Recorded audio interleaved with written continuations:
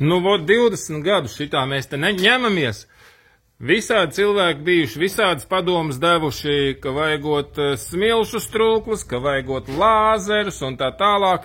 Nu, visu to esam izpromējuši, un šis variants ar drāšu birstēm, ar dažādiem flekšiem un tā tālāk, viņš strādā vislabāk. Nu, grozi kā gribi. Un līdz ar to, jā, tāds tas darbs ir, nekā savādāk to uztaisīt.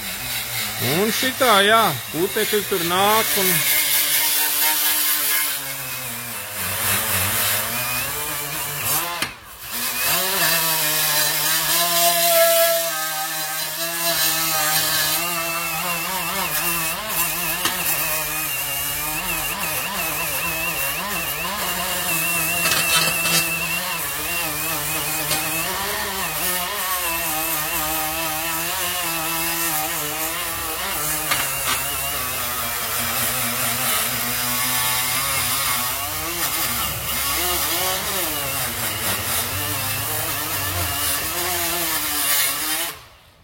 Un instrumenti tērējās, un šitāda viena birstīte, 10 minūtes viņa apmēram strādā. Tā jāņem nākošā, tas, protams, arī viss maksā un tā tālāk.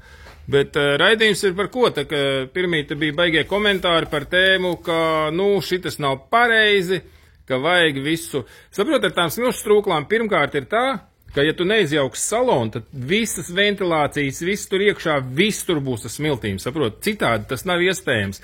Pat tad, ja te vienu lanžeronu, šo šķārs lanžeronu notīri, tās smiltis kaut kā tiek iekšā tur salonā un tā tālāk.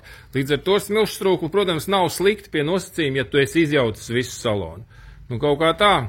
Un jā, šis ir, dārgi. Protams, tas instruments arī nav mūžīgs.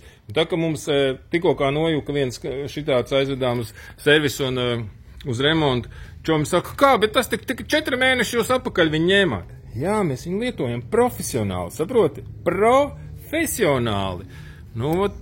Tāds ir tas darbs.